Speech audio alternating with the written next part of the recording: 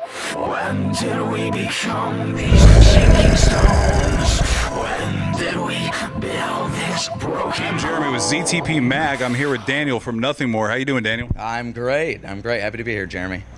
Great. We're here with we're here at the Korn, Nothing More, and King 810 show here at the LC in Columbus, Ohio. So, what do you have left on your American tour? I think we have about 4 more shows.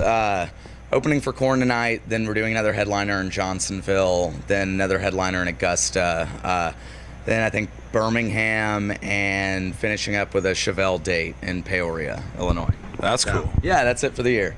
So I heard rumor that you guys were going overseas. Are you guys going with Korn?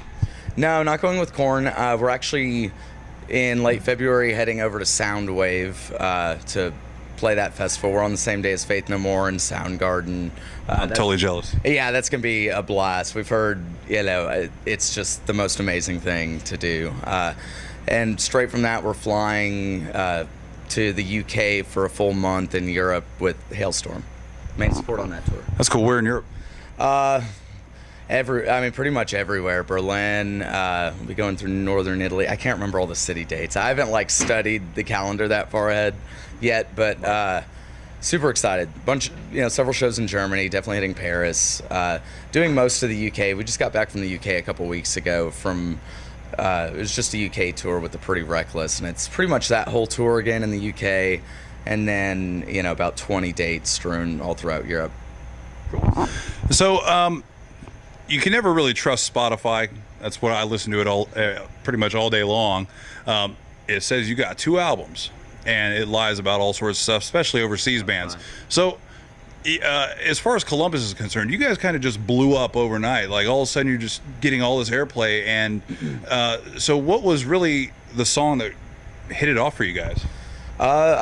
The first single, This Is the Time, Ballast, was really the song that everybody took to, that, ended up going #1 on the radio and #1 on XM satellite radio. And it's just kind of interesting, because we never considered ourselves like a radio band.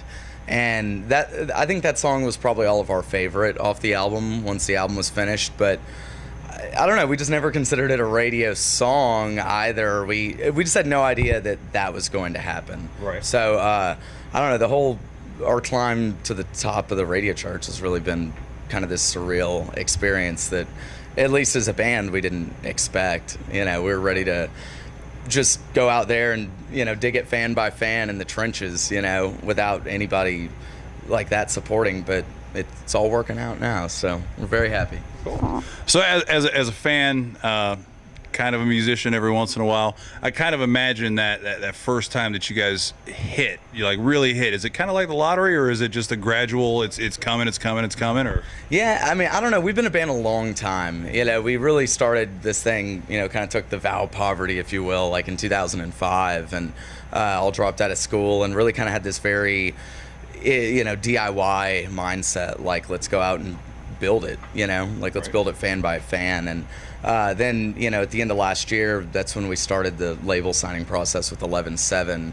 And then by March is when we started touring, and we've been going, hard ever since. So I don't know, there was never really a huge, we're there kind of moment. It's just been kind of big avalanche? Yeah, like a big avalanche, it took a lot of preparation to get ready for this touring season, because this is our big shot, if you will. And, just we treat it like a job and work real hard at it, and we're super stoked to be out here. But yeah, I think we've all had those kind of aha moments along the way at different points. But, there's never really a moment where we felt like we were set, or that we all went and bought a car, or bought anything, When we celebrate big events by going to Cracker Barrel, actually, when Ballast play the peg game.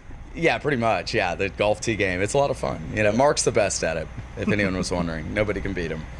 Oh, anyway, so for me, I find your lyrics and just the music kind of different from radio rock. I don't really consider you too much radio rock. You're getting heavy play right now, but you're really tapping into something that's going on socially that people are thinking about, might not be thinking about, but you kind of pushing people to be aware of different things. Who's the main writer, and what's behind that?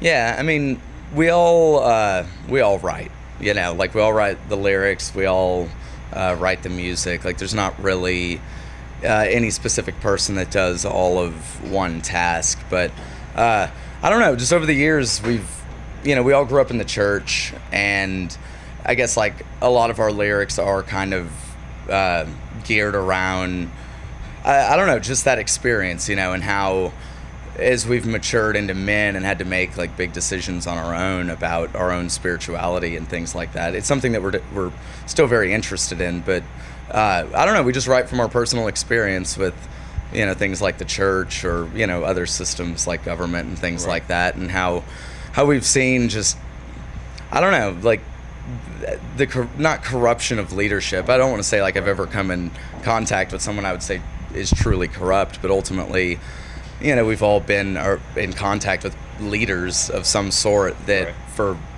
they might think that they're right, but ultimately they aren't, and kind of the negative consequence of that, and just kind of showing everybody, helping them to be aware, and to, I don't know, and to really like think about it for themselves and sort it out, because it can, I mean, me personally, I've definitely been in like a Christian world of very kind of like abusive people almost, and it is like very hard on an individual, and I hate seeing like pushing it too hard, or just like really strangling people with the idea of damnation, of like going to hell, and if they can't stop doing this one thing, like they're screwed, and it really instills like fear in them, and it's like, well, fear's not the spirit of God, if you will. Like it's the exact opposite. Like why should we be afraid? Why should I listen to you too? Because you just happen to, I don't know, have an interest in it and be better at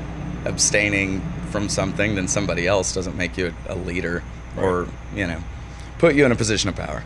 But the first time I heard the words, "You got your Christ on copyright," I was like, whoa. So I sat there all day sitting at my, I do have a day job. I'm a welder, and I'm sitting there just burning stuff up, thinking about that. I'm like, man, that's pretty deep. So if you haven't heard it, you should check both albums out. Any kind of material you can.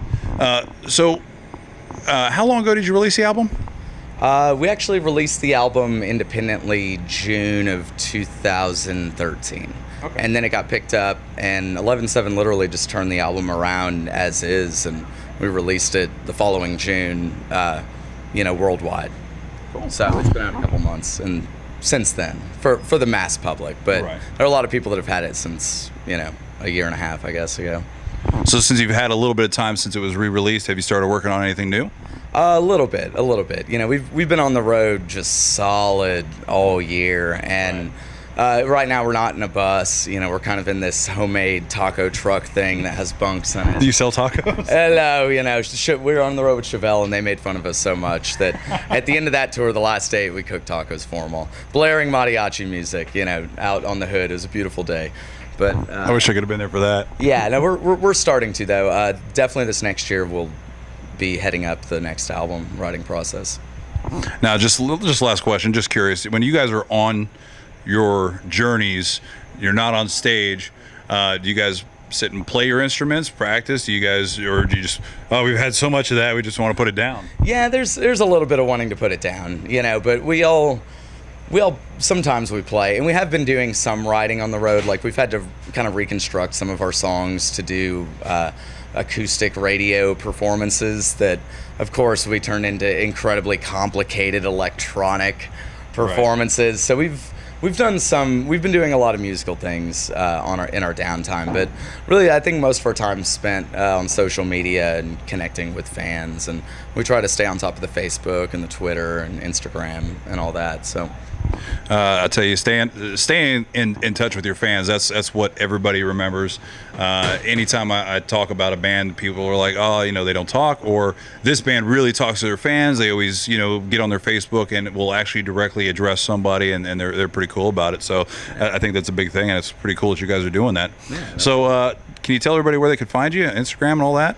Yeah, I mean, really, if you Google Nothing More, it'll be the top hit on Google. We have Facebook, Instagram, Twitter. I can't remember what the exact, links are to those. But The almighty Google. yeah, if you just Google it, it's there. So, All right. Well, I really appreciate your time. Have a great set. thanks, man.